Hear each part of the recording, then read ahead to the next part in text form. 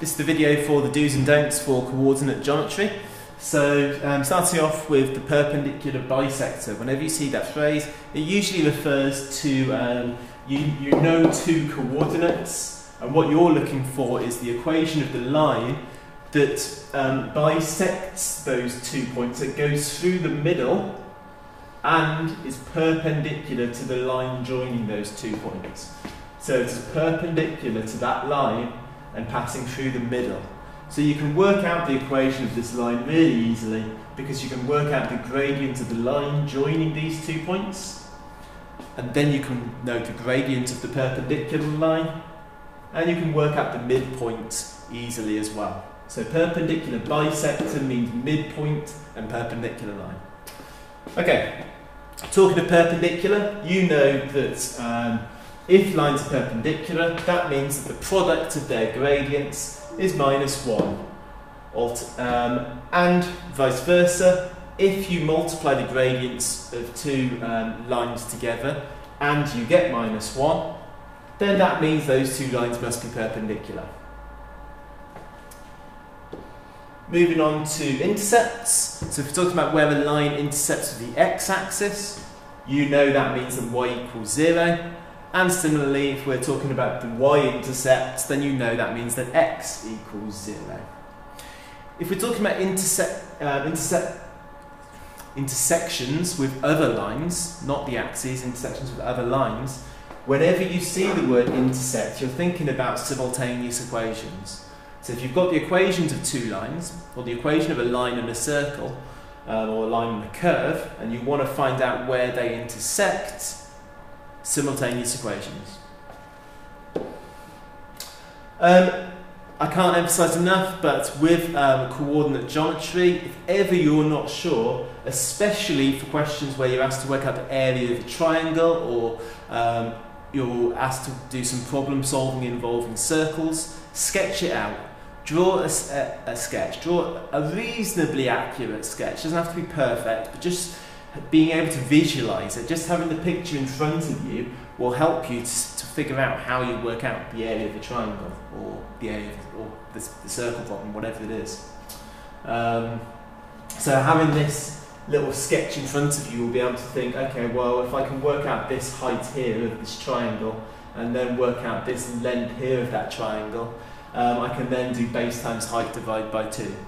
So having the sketch in front of you, and then you can turn the sketch around and try and find perpendicular lengths or whatever it is in that question, having the sketch in front of you will get that creative insight into the question and help you to be able to do that. Talking of circles, just remember that if you've got a circle, the tangent is always going to be perpendicular to the radius. So if you can work out the gradient of the radius, you know the gradient of the tangent straight away. Or vice versa. If you know the gradient of the tangent, you'll know the gradient of the radius at that point as well. Also with circle theorems, just remember that if you've got a chord, then that is going to bisect the radius. If I draw a radius here, not only is it going to meet at a right angle, then it's going to bisect. So this length here will be equal to this length here. So just bear that in mind. That's particularly useful with some of the problem-solving questions when it comes to circles. So yeah, any chords that I draw, so if I draw a chord there, the radius that bisects that will make a 90-degree angle there.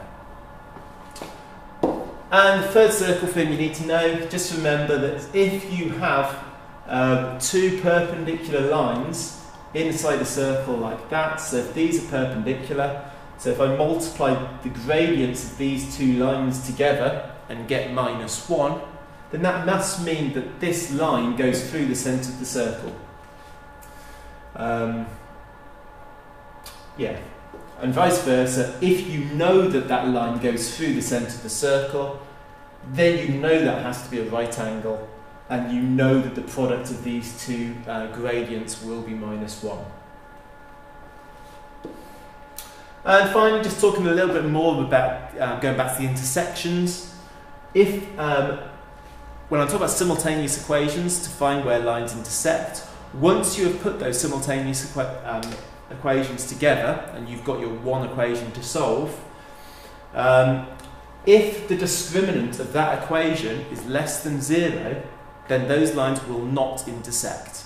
So quite often you get a question that asks you to show that two lines do not intersect. Well, the way you can do that is by doing simultaneous equations, assuming that, yeah, I'm going to assume that they will intersect. I'm going to try and find where they do intersect. And we know that they're not going to, because that's what the question said. So go through the process of simultaneous equations, put them together, and then just show that the discriminant is negative.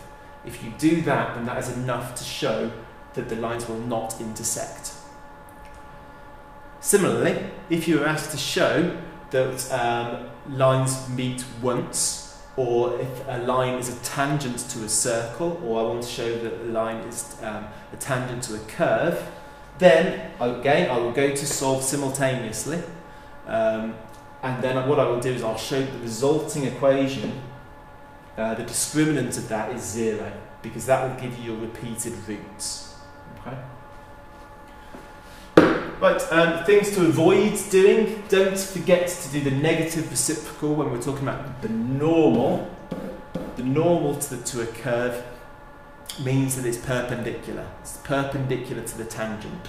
So you need to do the negative reciprocal of the gradient for that. Don't get the coordinates mixed up when you're working out the gradient or the distance between 2 points. So for example, some people get start doing the gradient as being the change in the x coordinates. So starting to work out, I'm starting to do, well, 3 minus 1 over 5 minus 3. So I've just written down the change in the x divided by the change in the y. Obviously that's wrong. And a similar mix-up can come.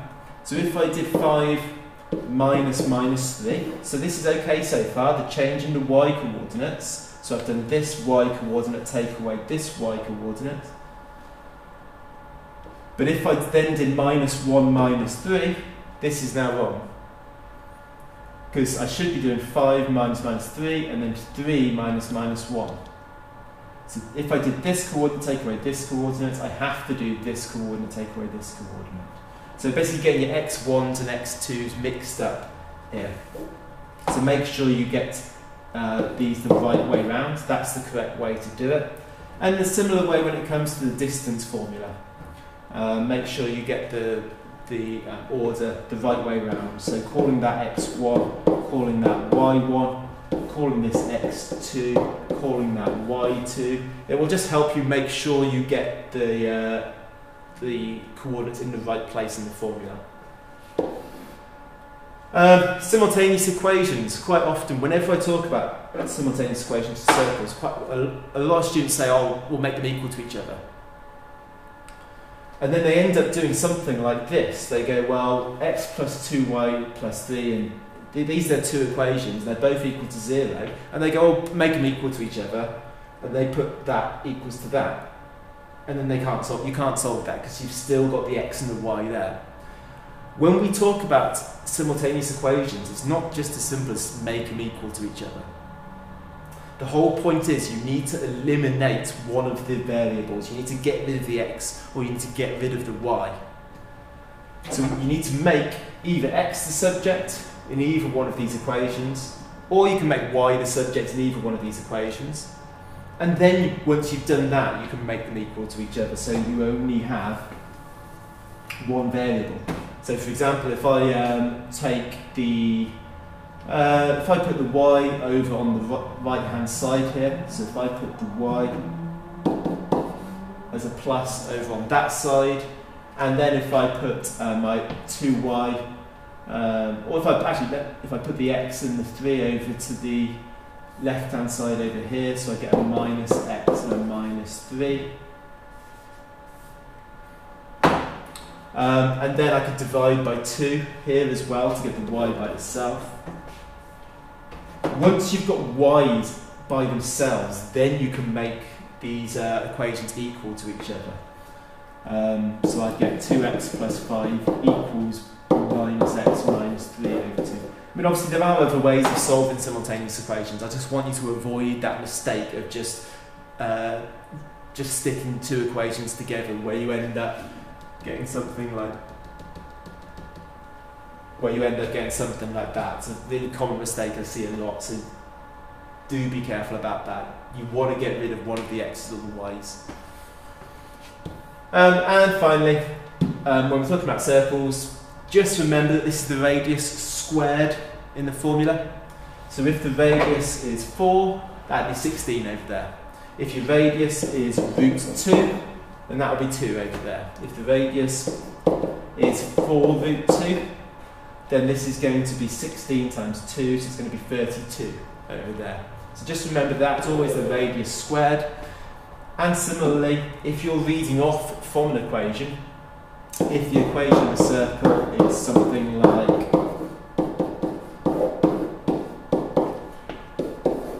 that, then you know that the radius of this circle is root 10, because that's the radius squared. So the radius should be the square root of that.